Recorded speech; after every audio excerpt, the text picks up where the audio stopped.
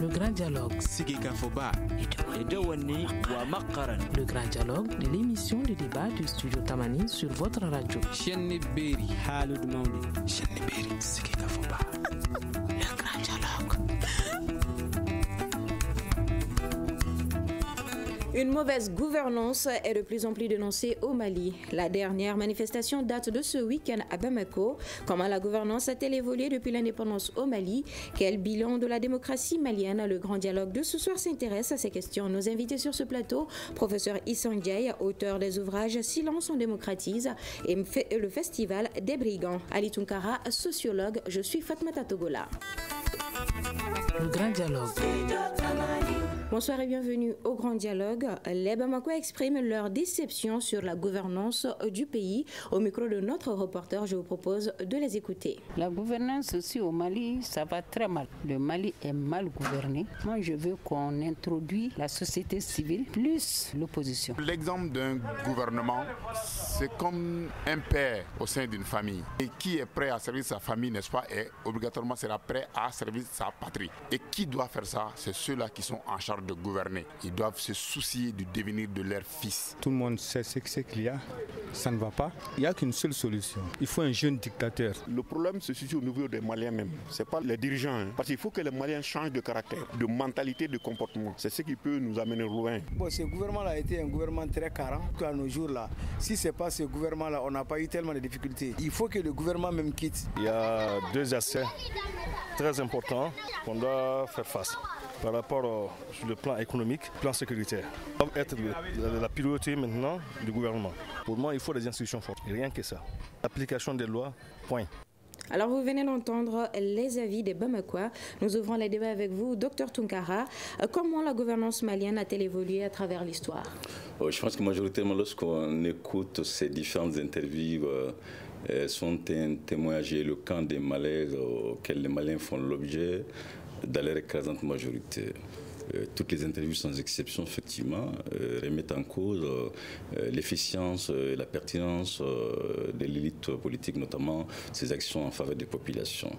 Je pense que de l'indépendance à aujourd'hui, et s'il y a quelque chose de reprochable à l'élite politique malienne, c'est la non-cohérence quant à ces demandes dont les populations font l'objet. On peut même employer l'expression, ce sont finalement des décisions absurdes pour reprendre un terme sociologique. On se demande finalement, quand on regarde les objectifs qui sont fixés par l'élite politique elle-même, et de voir également comment cette élite se comporte afin d'atteindre ses objectifs. C'est là que la contradiction elle est quand même flagrante. Lors de toutes les campagnes électorales, qu'elles soient législatives, qu'elles soient présidentielles, lorsque vous vous intéressez aux différents projets de société, s'il y en a, des partis politiques, ou lorsque vous écoutez les candidats, qu'ils soient indépendants ou autres, tous ces candidats s'accordent à dire quand même qu'ils sont là à apporter des solutions à ces demandes sociétales légitimes auxquelles les populations maliennes dans la grande majorité expriment ça et là. Mais dans le même temps, si vous regardez comment ces acteurs politiques ou comment ces porteurs de ces projets eux-mêmes ne sont pas orthodoxes vis-à-vis de l'éthique, ne sont pas orthodoxes vis-à-vis justement de la question de la gouvernance.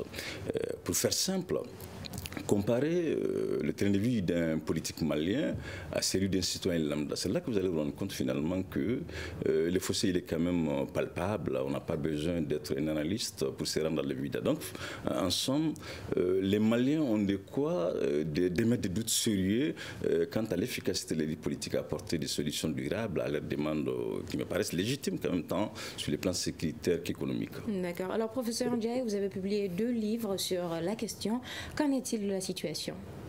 Bon, moi je suis un peu réservé par rapport à certains termes tels que la gouvernance est devenue un terme fourre-tout, passe-partout et qui, à mon avis, a perdu tout son sens. Mais quand vous dites fourre-tout et passe-partout, qu'est-ce que vous voulez dire par là? Oui, ça veut dire qu'on a l'impression que la gouvernance, apparemment, selon la compréhension des gens, ne concerne que ceux qui gouvernent. Donc les gouvernés n'en font pas partie. Or, dans le balayage d'opinion que vous avez fait passer tout de suite, quelqu'un a mis le doigt sur le comportement du Malien. Moi, j'ai traversé la ville tout à l'heure. Quand on voit un peu le comportement des gens dans la circulation, on a une idée de comment le pays est géré. Le professeur Tunkara a raison de parler de la faillite de l'élite politique, mais quelque part, on peut se dire aussi, l'élite politique n'est-elle pas le reflet de la société malienne? Et le comportement des hommes politiques n'est-il pas le comportement du citoyen ordinaire? Donc à cet effet-là, on se rend compte que tant qu'on vivra cet état de désordre absolu, de désobéissance civile, de non-respect de la loi à tous les niveaux, même simplement le simple fait de code de la route, chaque Malien aujourd'hui se croit autorisé à tout faire au nom de la démocratie, au nom de la liberté, au nom des droits de l'homme. Alors la situation est devenue ingérable.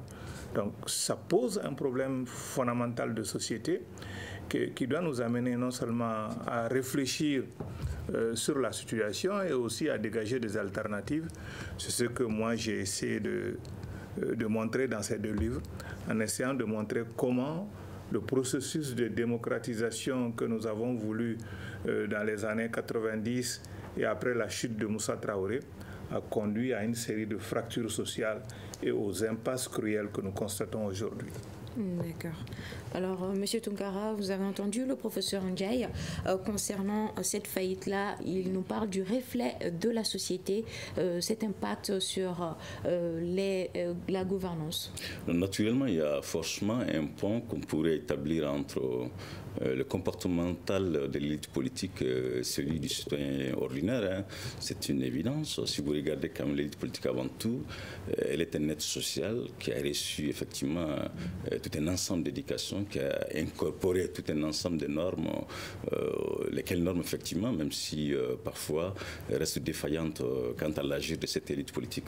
Mais fondamentalement, j'ai la ferme conviction que la question de la relevabilité dans le processus démocratique, dans le contexte malien, elle est quand même à la limite absente, parce que je ne peux pas comprendre qu'on continue à responsabiliser tout le monde. Je suis entièrement d'accord avec le professeur lorsqu'il évoque effectivement cette responsabilité collective quant à la défaillance de l'État, mais dans le même temps, il serait quand même beaucoup plus prudent de nuancer les responsabilités. Comment peut-on mettre un apprenti Sotrama, un élu, soit un président ou un ancien président, dans le même sac en termes de responsabilité? Il y en a quand même qui on les a confiés des mandats. Au terme de quel mandat ils doivent nous rendre compte. Je pense fondamentalement à ce niveau, il est important de ne pas succomber à une sorte d'analyse un peu hâtive qui consisterait à dire que les cultivateurs, l'artisan, les paysans, tout le monde serait responsable. La débâcle, il est quand même important de le nuancer. De 60 à aujourd'hui, 1960 à aujourd'hui, ceux qui ont eu la lieutenance du pouvoir sont quand même connus de nous tous. Il est temps quand même que nous, Maliens, qu'on se pose des questions qui me paraissent existentielles. Quel traitement ces différents acteurs politiques ont eu justement à faire du pouvoir de 1960 à aujourd'hui? Une telle redevabilité vis-à-vis des populations, je pense que si la société civile malienne aussi, elle est responsable effectivement de la défiance, et c'est là le fait qu'elle ne demande pas ou elle n'exige pas de compte à l'élite politique. Il est quand même important, si vous demandez aux Maliens dans leur écrasante majorité, ils vous diront que du président Modibo Keïta, enfin, hormis le président Modibo Keïta, tous les autres chefs d'État qui se sont succédés jusqu'à aujourd'hui, l'impression est quand même donnée que ceux-ci seraient plus préoccupés de leur propre promotion que celle de la nation. Cela s'est traduit dans les différentes situations de conflictualité, cela est perceptible dans toutes ces pratiques collectives dont nous faisons l'objet ça et là. Pour faire simple, regardez seulement un député autour de vous, un ministre ou un ancien ministre. Donc dans ce cas, vous direz que les changements de source de légalité et de légitimité ont joué un rôle dans ça? C'est fondamental. Mais je pense qu'au-delà même de la légitimité d'acteurs porteurs de ces différents projets de société, il me paraît quand même important de limiter, enfin en gros, de nuancer les responsabilités. Moi qui suis président, moi qui suis ministre, vous n'allez pas... Enfin, les responsabilités qui m'incombent seraient naturellement différentes de celles qui incomberaient à un commerçant ou à un simple citoyen ordinaire. Donc je pense qu'une des erreurs que commettent beaucoup de Maliens consisterait à dire que tout le monde est responsable. Quand j'entends dire, s'agissant de l'insécurité au centre du Mali ou même dans les régions du Nord, qu'on responsabilise tout le monde, je n'ai pas été ministre, je n'ai pas été député, je n'ai pas été au cœur de responsabilité. Comment voulez-vous que je sois responsable d'une telle débâcle militaire ou politique? Dans le même temps, si vous regardez également au niveau de toutes ces gabegies, toutes ces malversations financières, vous allez vous rendre compte quand même que les acteurs sont connus, mais que les acteurs sont loin d'être inquiétés et qui s'efforceraient à faire en sorte qu'effectivement tous les citoyens seraient responsables. Alors nous allons demander au professeur Ndiaye concernant les propos de M. Tunkara, qu'avez-vous à répondre? Nuancer les responsabilités. Bien sûr, il est évident que les responsabilités ne sont pas les mêmes. Je pense que ça c'est tout à fait clair. Et je suis d'avis aussi qu'il ne faut pas dire que tous les Maliens sont responsables. Les responsabilités se situent à différents niveaux et sont différentes. Il y a des gens qui ont des responsabilités lourdes. Ceux qui ont eu à gérer ce pays ne peuvent pas être mis au même niveau que ceux qui ont subi ces politiques-là. Ça, c'est évident. Simplement, ce que je voudrais dire, c'est que il faudrait analyser le système global, montrer que d'abord, nous sommes un pays dépendant, qui se situe dans un contexte mondial, qui fait que les conséquences des politiques que nous subissons viennent du fait que ces politiques ont été décidées et imposées d'ailleurs. Et d'ailleurs, décidées et imposées par qui? Par les bailleurs de fonds, notamment. Et le système même démocratique que nous avons chez nous a été un système importé, ce n'est pas un système endogène. Ça veut dire qu'il y a beaucoup d'instruments de gestion de nos pays que nous importons de l'extérieur sans faire l'analyse critique. Est-ce que ces instruments sont adaptés à nos réalités et conviennent aux besoins de nos populations? Mais qu'est-ce qui explique cela? Il y a un certain mimétisme. Il y a d'abord le système de domination mondiale qui fait que nous n'avons pas voix au chapitre en ce qui concerne certains modèles politiques. Le modèle de démocratisation a été importé. Le modèle économique qui aujourd'hui nous avons, ce libéralisme effréné, a été importé et imposé. Il y a des réformes qui ont été préconisées, qu'on appelle les politiques d'ajustement structurel depuis les années 70, nous ont été imposées. Quand je prends par exemple la crise de l'école malienne, c'est dû à ces programmes d'ajustement du secteur de l'éducation. La crise de la santé, pareil. Mais cela n'exclut pas notre propre responsabilité, surtout celle de nos dirigeants. Ils avaient la possibilité d'interpeller leur peuple, de refuser ou de nuancer ces politiques-là. Mais la politique est devenue aujourd'hui, j'allais dire, un chemin qu'empruntent facilement beaucoup de gens, parce que c'est la voie royale pour s'enrichir rapidement et en toute impunité. C'est ça qui fait qu'aujourd'hui, le citoyen ne croit plus à la chose politique. Parce que là, on rentre en politique comme on rentre en affaires. Il s'agit avant tout de se remplir les poches individuellement, et surtout que le système que nous avons de gestion démocratique, prétendument démocratique que nous avons construit dans nos pays, ne permet pas de mettre le doigt sur les responsabilités et de poursuivre conséquemment ceux qui sont responsables. Donc direz-vous que la politique est devenue comme un business maintenant? Pire qu'un business, parce que c'est sans foi ni loi. C'est sans morale, c'est sans foi ni loi. D'accord. Oui, M. Tunkara. Non, clairement, si vous regardez effectivement combien aujourd'hui les politiques maliens seraient peu souciés justement de la cité, seraient très peu intéressés d'ailleurs de la souffrance à laquelle la conscience collective fait l'objet. Toujours est-il qu'on ne peut pas rester dans le déni de l'évident. Effectivement, quand on regarde nos politiques aujourd'hui, effectivement, il nous donne cette impression d'être en déphasage avec les réalités du terroir. Vous écoutez les politiques, vous allez vous rendre compte que est-ce que vous êtes dans le même Mali? Raison pour laquelle je dis très souvent que sommes-nous dans deux Mali. Il y a un Mali officiel et un Mali réel. L'écrasante majorité des politiques maliens sont dans le Mali officiel. Mais le Mali réel s'appelle la misère, Le Mali réel s'appelle la pauvreté, à outrance d'ailleurs. Le Mali réel s'appelle l'anarchie. Mais dans le Mali officiel, effectivement, tout est rose, tout est nickel, tout évolue comme bon semble. Donc c'est pour vous dire qu'il est quand même légitime qu'on se demande si toutefois ceux-là qui sont censés proposer des solutions à nos difficultés sont avec nous ou sont de nous en réalité. Donc est-ce que nous ne sommes pas dans cette altérité et nous? Parce que franchement, si vous regardez à tout bout du champ, vous allez vous rendre compte quand même que des différences sont observables, tant dans la tenue vestimentaire, dans toutes ces commodités en matière de logement, en matière même de logistique. Vous allez quand même vous rendre compte que, est-ce que vous n'êtes pas dans deux Mali différents? À ce sujet, il y a, à l'issue de la prière pour la paix au Mali, le Haut Conseil islamique a interpellé le gouvernement face à la mauvaise gouvernance. Mais pourquoi cette interpellation maintenant? Bon, je pense que le dirigeant a été là depuis un certain temps. C'est important. Lorsqu'on évoque le cas du religieux dans le contexte malien, notamment son immixtion dans les champs politiques, des éléments me paraissent importants à évoquer. Le premier consisterait qui sont les porteurs de ces messages religieux. Ça, c'est fondamental. Vous regardez un peu toute l'orthodoxie musulmane. S'il y a un élément fondamental que le prophète de l'islam a appelé toute la Oumma, toute la communauté à exécuter en toute urgence, c'est le travail. Vous regardez nos différents leaders religieux dans le contexte malien, connaissez-vous ce qu'ils font en termes de travail?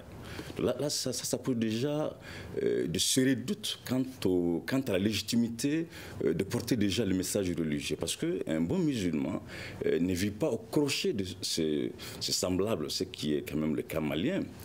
Vous prenez effectivement tous ces dirigeants, tous ces leaders religieux, dans leur écrasante majorité, ils seraient plutôt dans la dépendance économique, ce qui est tout à fait antinomique aux préceptes fondamentaux de l'islam.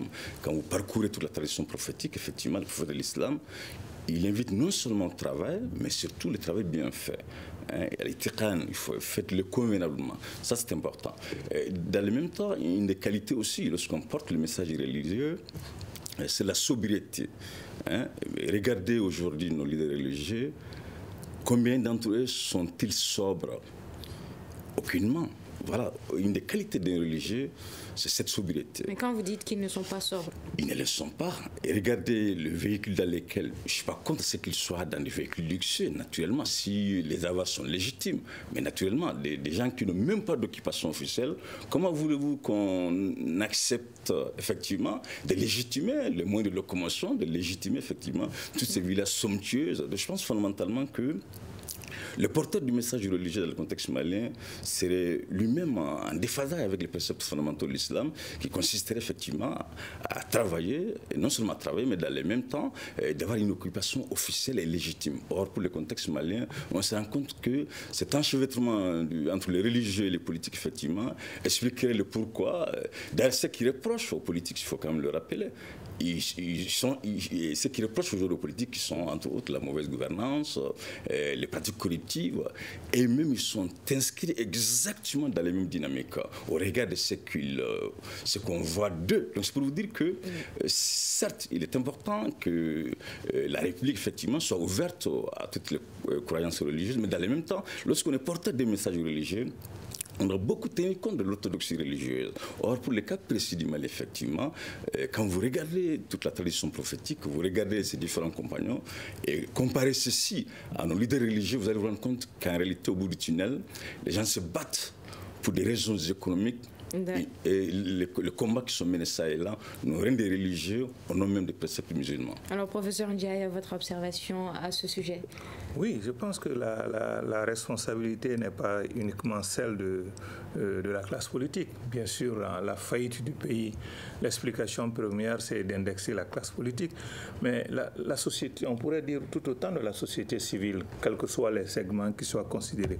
La société civile dans sa globalité, que ce soit les chefs religieux, que ce soit la chefferie traditionnelle, que ce soit les autres interfaces telles que le corps des griots, etc.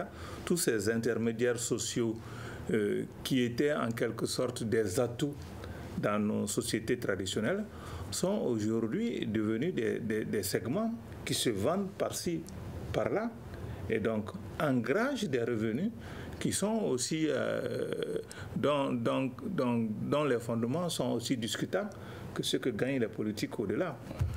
Mais dès lors que le religieux quitte le champ de l'exercice de ses compétences, surtout dans le cadre d'un espace religieux, en l'occurrence la mosquée, et investissent des places publiques ou un stade, en ce moment-là, ils ne sont plus des acteurs religieux. Ils deviennent forcément quelque part des acteurs politiques. Et c'est ce glissement-là qui est inquiétant. Évidemment, on peut indexer la responsabilité de l'État dans la mesure où la faillite de la classe politique a poussé les uns a poussé le pouvoir à les courtiser à un certain temps, à les suivre et même au niveau gouvernemental à leur dédier un ministère. Aujourd'hui, ils pensent qu'ils ont voix au chapitre. Et je crois avoir entendu que le dernier meeting demandait même le départ du Premier ministre. Je ne sais pas si c'est fondé ou pas. Si c'était le cas, je pense que le religieux, en ce moment-là, sort du domaine qui est le sien et intervient sur le terrain politique. Dès lors que le religieux donc, interfère sur le terrain politique, il se brûle les ailes. Dès lors que la société civile vient sur un terrain politique, elle n'est plus société civile. C'est ça le problème de ce pays-là. Et si nous ne faisons pas... Mais qu'est-ce que la démission du Premier ministre va changer à la situation? Absolument. C'est pas ça le fond du problème. Je pense que c'est une fuite en avant. C'est le système global qu'il faut interpeller, qu'il faut changer. C'est pourquoi je parlais tantôt de fracture sociale dans la construction démocratique du Mali. Le processus de démocratisation a en quelque sorte éparpillé les Maliens. Les Maliens ne parlent pas le même langage. J'avais cru comprendre que l'appel de Diko était de prier pour le Mali. Il avait raison de dire ses inquiétudes par rapport au devenir du Mali à raison de l'acuité de la crise actuelle. S'il s'en était tenu là, je pense qu'il aurait fait jouer le rôle du religieux. Mais je pense qu'en allant au-delà, en demandant par exemple le départ du Premier ministre, là, on est sur un terrain politique et ce départ-là ne va rien régler du tout parce qu'on va accuser quelqu'un, on lui met tout sur le dos, alors qu'en réalité, et la classe politique, et la société civile et les religieux ont eu une grande part de responsabilité. Je pense qu'il faudrait que les Maliens aient l'honnêteté aujourd'hui de s'interroger à quelque niveau que ce soit, quelle est leur part de responsabilité dans la faillite actuelle de notre pays. Et elle est énorme. Mais s'ils avaient le courage politique de poser les problèmes en ces termes-là, on aurait au moins fait un pas. Et on serait sur le point, en tout cas, de s'écouter et de se parler. Parce que moi, ce que je constate, ce sont des accusations qui fusent, ce sont des insultes qui fusent, que ce soit au niveau des échanges politiques, que ce soit même sur les réseaux sociaux. Les Maliens ne s'écoutent pas. Donc comment peut-on résoudre les problèmes du Mali si les Maliens ne prennent pas la simple latitude de s'écouter et de faire attention à ce que l'autre dit? Un désastre, professeur Ndiaye, c'est le qualificatif que vous avez attribué à la démocratie actuelle au Mali. Pourquoi? Oui, c'est un désastre au vu des enjeux de l'époque en 91, parce qu'en 1991, nous sommes sortis, les Maliens sont sortis massivement, toutes tendances confondues, tout segment social confondu, en disant on ne veut plus de l'ancien, on veut du nouveau. Donc il y avait un espoir de renouveau qui était là. Et il y a eu beaucoup de sacrifices pour cela. Mais on a vu qu'au fil du temps, en ce qui concerne par exemple la gestion du pays, on n'a pas détruit l'ancien système. Et au contraire, on s'est glissé de là. Et on l'a perverti à tel point que certains aujourd'hui arrivent à regretter l'époque de Moussa Traoré, malgré donc les souffrances que les Maliens ont endurées. La catastrophe est telle que personne ne croit plus au pays. Le sentiment patriotique a disparu. On n'a plus le sens du collectif. Les Maliens ne parlent pas collectif. Chacun fait ce qu'il veut. Et c'est ce qui est dangereux. Et c'est ce qui met en cause, c'est pourquoi je dis désastre, parce que c'est la survie même du pays qui est en jeu. On voit aujourd'hui ce qui se passe au nord et qui est en train de descendre, où le pays est en train d'imploser, où on est en train de même dans les projets constitutionnels qu'on avance, on est en train de mettre sur rail ce que j'appellerais une probable partition du pays. D'accord. Et professeur Ndiaye, partagez-vous, professeur Tunkara, disons, partagez-vous le même avis que le professeur Ndiaye, qualifiant la démocratie malienne de désastreuse? Non, la démocratie, elle est à plusieurs égards. En réalité, si vous suivez avec une attention particulière les différentes allocutions qui ont été données par les différents putschistes, du général Moussa Traoré au récent coup d'État perpétré par le général Haya Amadou Haya Sanogo, toutes ces allocutions, sans exception, ont quand même sont nettement apaisanties sur la mauvaise gouvernance, ont dénoncé justement des pratiques corruptives, ont dénoncé toutes ces pratiques liées au népotisme, au clientélisme dont la République fait l'objet. Mais c'est exactement, ce sont ces mêmes pratiques-là, dénoncées par ces acteurs censés opérer les changements tant désirés par les populations maliennes. Ce sont ces mêmes acteurs, effectivement, qui n'ont fait qu'envenimer le malaise social. Donc c'est pour vous dire que non pas en soi un problème du système, mais nous avons plutôt un problème justement qui serait plutôt lié à l'éthique et à la morale des hommes qui portent un système. Qu'on instaure la charia, qu'on instaure, peu importe la nature du régime que nous allons instaurer, ce qui me paraît important, au-delà de la nature d'un système, qui sont les acteurs, effectivement, qui sont les porteurs de ce système. C'est exactement le contexte malien. C'est comme si vous prenez votre propre famille. Au niveau de l'entité familiale, si l'exemplarité du chef de famille n'est pas au rendez-vous, naturellement, les membres de la famille ne seraient pas du tout enclins à obéir justement aux différentes instructions qui seront données par les chefs. Donc, c'est pour vous dire que dans le contexte malien, l'exemplarité de l'élite politique, elle est quasi absente. Elle souffre quand même pas mal d'anomalies. Lesquelles anomalies ont pour nom, ce sont toutes ces pratiques corruptives. Lesquelles anomalies ont pour nom le fait que l'élite peine à accepter cette somme de sacrifices et de privations. Pouvez-vous me citer un pays à travers le monde où sommes-nous parvenus à amorcer le développement sans que ces privations et sacrifices ne soient consentis par l'élite politique? Or, dans le contexte malien, effectivement,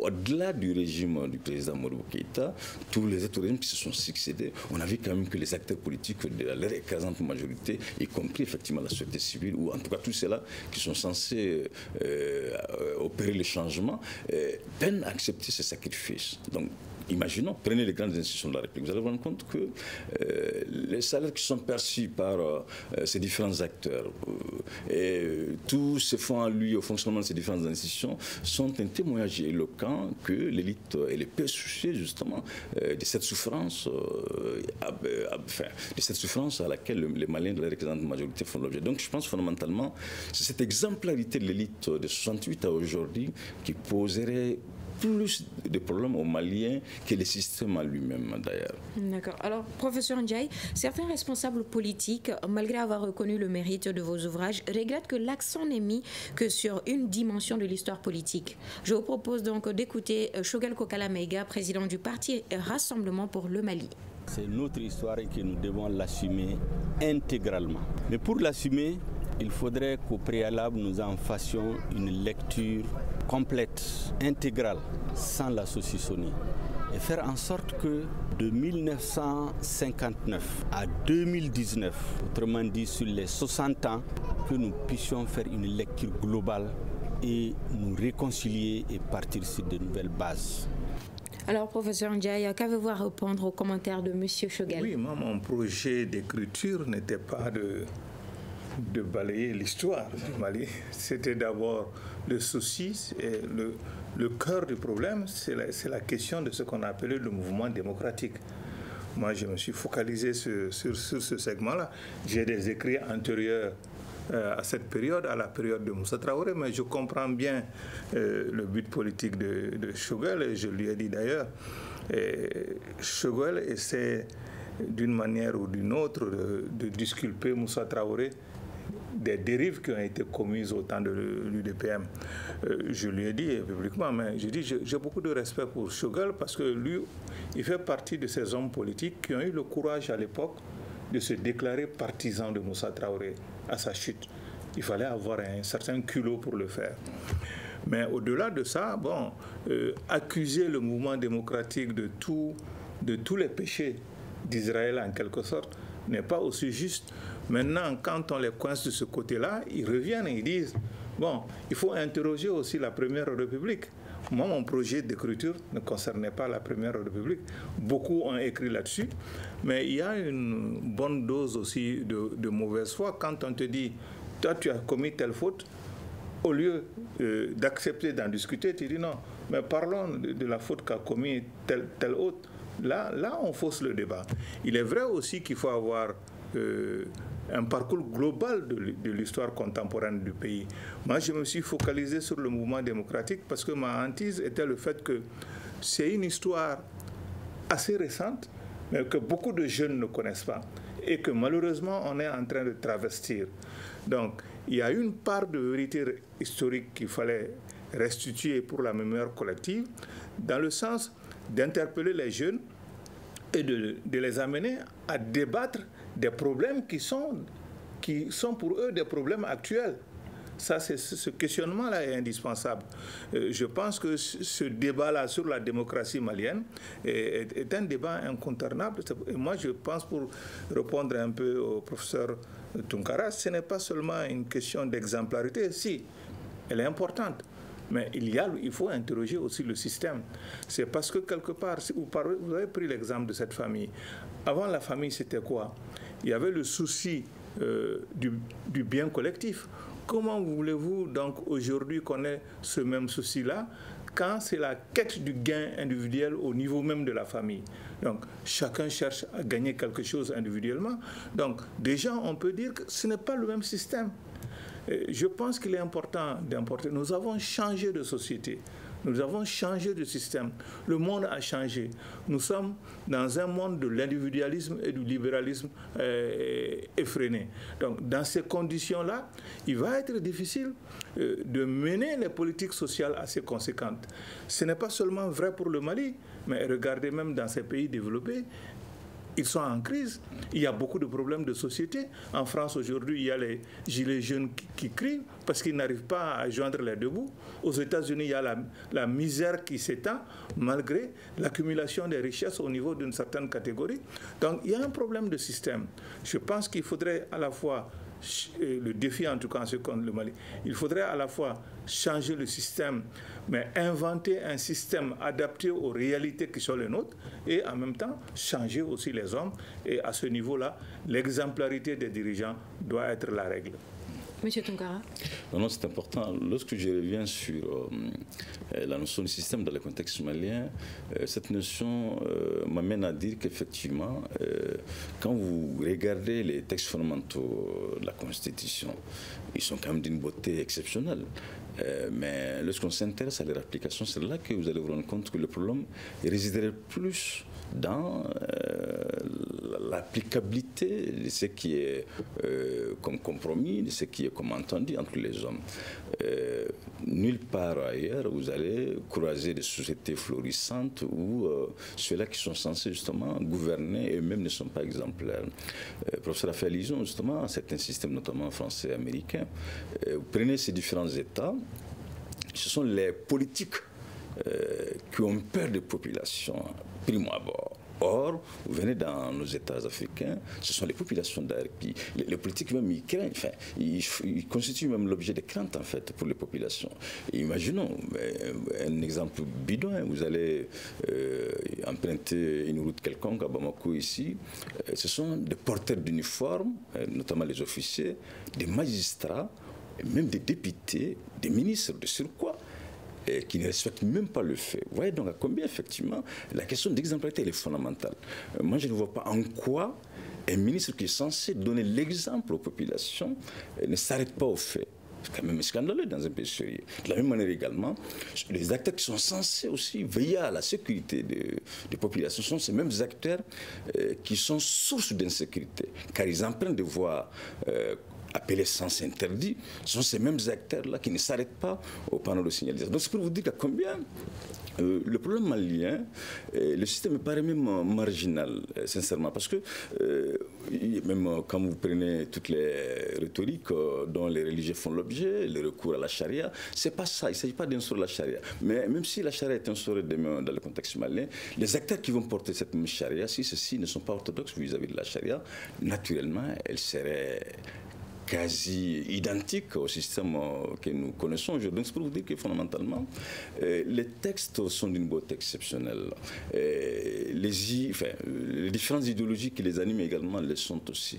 Mais le seul souci, effectivement, réside dans le fait que les acteurs qui sont censés porter ces textes, les acteurs qui sont censés les protéger, et même sont loin d'être orthodoxes, sont loin justement d'accepter cette somme de privations et de sacrifices que tout développement l'impose. C'est même pas c'est pas quelque chose de souhaitable, c'est une imposition. On ne peut amorcer le développement qu'ici seulement si les porteurs du projet de développement eux-mêmes sont prêts à s'opérer le changement sur eux-mêmes d'abord. Or, dans le contexte malien, de 68 à aujourd'hui, à mon humble avis, les acteurs majoritairement, qu'ils soient de la société civile ou de l'élite politique, peinent à accepter ces sacrifices dont le pays a autant besoin. Oui, M. Ndiaye, vous voulez répondre aux propos de M. Tounkara? Moi, je ne crois pas que les textes soient magnifiques. Hein. En l'occurrence, si on prend la Constitution malienne et d'autres textes, ce sont des textes français pour la plupart. On a copié le modèle français. Or, aujourd'hui, ce modèle français pose problème lui-même en France, aux Français eux-mêmes qui le contestent. Moi, je dis que il faut interpeller le système. Et mon combat, c'est de dire que c'est à chaque peuple de trouver son chemin et d'inventer le système qui lui convient. Et même en matière de démocratie, peut-être qu'il y a des principes qui peuvent être universels, mais il y a les réalités. C'est comme un homme, on ne va pas tailler les pieds d'un individu pour que obligatoirement ses pieds rentrent dans telle pointure. C'est ça la notion du système. Donc, au lieu d'obliger les Maliens à adapter tel système parce que la communauté internationale le veut ainsi, pourquoi ne pas interroger les Maliens et à eux-mêmes de trouver le système qui leur convient? Je pense que c'est valable pour le Mali, c'est valable pour chaque peuple, et c'est valable pour les Français. C'est ce que les Gilets jaunes réclament aujourd'hui. Je pense qu'il est temps pour nous de réfléchir de manière autonome à nos propres réalités et surtout de mettre de côté tous les modèles. Mais dans le contexte actuel, pensez-vous cela possible? Tout à fait possible, parce que la crise est telle justement que nous sommes obligés de passer par là. Parce qu'aujourd'hui, toutes les solutions que nous avons esquissées, imposées ou inventées par nous-mêmes, nous ont conduit à une impasse. L'impasse démocratique aussi, aujourd'hui, est évidente au Mali, et pas seulement au Mali, en Afrique d'une manière générale. Et je dis même pas seulement en Afrique, au niveau mondial. On est à une période d'interrogation où nulle part ça ne va. Donc, c'est aux Maliens de comprendre quels sont leurs besoins et de voir quel genre de système il nous faut inventer qui puisse nous permettre de résoudre nos problèmes. En ce moment-là, nous avions l'habitude donc de l'exemplarité dans nos sociétés traditionnelles, où les chefs ne faisaient pas n'importe quoi. Donc, je dis, puisons dans nos richesses, dans nos richesses culturelles, dans notre passé, pour mieux comprendre le présent et essayer de mieux préparer l'avenir. Et cela est tout à fait possible. Alors, M. Tounkara, le professeur Ndiaye nous parle d'inventer un autre système. Qu'est-ce qui doit changer? Alors, je pense qu'il a mis l'accent sur un aspect qui me paraît important. Il est important que dans tout système, de tenir compte de ce que j'appellerais la dimension humaine et les variables sociologiques culturelles de l'environnement qui est censé l'habiliter. Effectivement, ce travail d'incorporation ou ce travail en tout cas du terroir n'a pas été sérieusement battu dans le contexte malien, même africain de façon générale.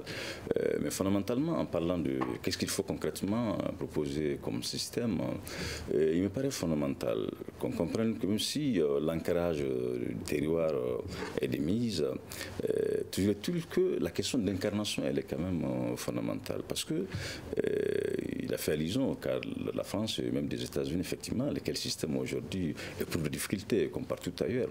Mais si ces différents États ont une particularité, ce serait justement ces soucis qui animeraient les dirigeants à établir ces ponts entre eux et les populations. Or, dans le contexte malien, ce souci il n'est pas quand même visible, même si les dirigeants, dans les différentes rhétoriques, nous font croire qu'effectivement, ils nous entendent, ils nous voient, ils se soucient de nous, mais dans le fait, effectivement, les comportements ne sont pas la traduction de ce qui est dit ça et là. Donc, pour ce faire, c'est vrai que le comportement des politiques serait tempéré. Mais quel serait le rôle des citoyens? Je pense que le citoyen, il n'est même pas outillé. Comment voulez-vous responsabiliser un citoyen qui n'a pas reçu une éducation de qualité? Comment voulez-vous responsabiliser un citoyen qui n'a aucun outil lui permettant justement de se prendre en charge? Une des particularités de la démocratie, parce que partout où l'on parle de la démocratie, c'est cette capacité qu'a le citoyen de s'orienter, effectivement, de se prendre en charge. Or, dans le contexte malien, le citoyen, on l'a désarmé. Dans le contexte malien, les citoyens, on l'a assigné à domicile. Prenez aujourd'hui le cas du système éducatif malien. Quel citoyen allons-nous avoir avec un tel système aussi désastreux? Quel citoyen allons-nous avoir avec une école aussi malade? Donc c'est pour vous dire que l'élite politique malienne, elle n'a pas aidé les citoyens à s'armer. Elle n'a pas outillé les citoyens afin de se prendre en charge pour finir, afin comment même se soustraire de ces dictats, de ces puissances étrangères. Or, le citoyen malien aujourd'hui, il est loin d'être outillé à cet effet. Alors, professeur Ndiaye, quelle méthodologie adopter?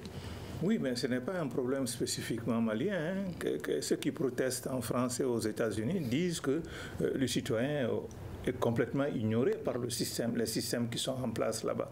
Et on dit, en France, les gens disent le président français, c'est le président des riches. On dit la même chose aux États-Unis. Donc ça veut dire quelque part, les gens se posent des questions par rapport au système censé être démocratique qui est le sien. Ça veut dire que nous sommes à un tournant de l'histoire de l'humanité où le modèle démocratique qui opère à l'échelle mondiale donc, donne des signes de faiblesse. Et je pense que chez nous, il n'est pas opérationnel. Donc il nous faut sortir vraiment de ces chantiers battus. Et je pense que la seule solution, c'est de faire en sorte que nous puissions construire une dynamique d'abord de concertation entre Maliens. Mais ce n'est pas l'État qui peut le prendre en charge, ce ne sont pas les politiques qui peuvent prendre ça en charge, ce ne sont pas les religieux qui peuvent prendre ça en charge, ce sont les citoyens eux-mêmes. Or, le citoyen malien n'existe plus. Il a disparu quelque part. Donc il faut le reconstruire. D'où donc la nécessité de mettre le doigt sur le système éducatif. Comment peut-être construire une nouvelle citoyenneté? Certainement en interrogeant l'école, en faisant en sorte que l'école puisse être en symbiose avec les réalités sociales qui sont les nôtres. Et pour ajouter au propos du professeur Ndiaye en termes de solutions, de sortie de cette problématique? Alors, moi, je pense qu'une des solutions à proposer aussi, c'est de sortir dans ces dénis de l'évident. Aujourd'hui, sommes-nous en face des acteurs de façon plurielle, qu'ils soient religieux, qu'ils soient politiques, lesquels acteurs ne seraient pas en phase avec les réalités de leur environnement ambiant. Si vous questionnez les religieux, vous allez vous rendre compte qu'effectivement, ceux-ci sont exactement la contradiction de l'éthique religieuse. Vous allez questionner également les politiques, vous allez vous rendre compte qu'ils sont en décalage total avec les populations. Sur tous les plans. Donc c'est pour vous dire qu'aujourd'hui, dans le contexte malien, le modèle, même s'il y est, en tout cas, il n'est pas visible. Comment faire en sorte qu'on arrive à construire un modèle qui soit inspiré des réalités du terroir, mais lesquels modèles soient portés aussi par des acteurs qui ont toute la légitimité, et lesquels acteurs aussi doivent rester constants et cohérents quant à, justement, au portage de ces différentes initiatives susceptibles justement d'éradiquer autant la misère absolue, dans le même temps d'éradiquer également cette insécurité qui sévit tant dans les régions du Nord que le centre du pays également. Et avant de boucler ce débat, un mot de la fin, professeur Ndiaye, concernant vos livres, vos ouvrages. Oui, donc comme je disais, il y a deux tomes. Le premier essaie un peu d'analyser le modèle démocratique que nous avons connu ici au début des années 90, après la chute de Moussa Traoré. Et le Festival des Brigands, j'ai pris ce titre-là, je l'ai emprunté à un discours de Modibo Keïta, le premier président, quand il dit « Quand les propriétaires deviennent des spectateurs, c'est le festival des brigands. Et je pense que c'est le cas aujourd'hui dans ce pays parce que les Maliens sont devenus des spectateurs dans leur propre pays. C'est d'autres qui décident pour nous, c'est d'autres qui assurent notre sécurité, c'est d'autres qui nous dictent telle ou telle solution, que sont devenus les Maliens eux-mêmes. Donc il est important que les véritables propriétaires se sentent concernés et disent que le sort du Mali dépendra de ce que nous, Maliens, nous ferons du Mali. Merci beaucoup. Et cela me fait à ce débat sur la gouvernance au Mali. Merci à nos invités, professeur Issa Ndiaye, auteur des ouvrages Silence on démocratise et le Festival des brigands, Ali Tunkara, sociologue. C'était une présentation de Fatmata Togola, la mise en onde Noundjiré, la régie doit être assurée par Mamadou Ouattara. C'est une réalisation et une coordination de la rédaction en chef de studio Tamani. Le grand dialogue. Le grand dialogue de l'émission de débat du studio Tamani sur votre radio.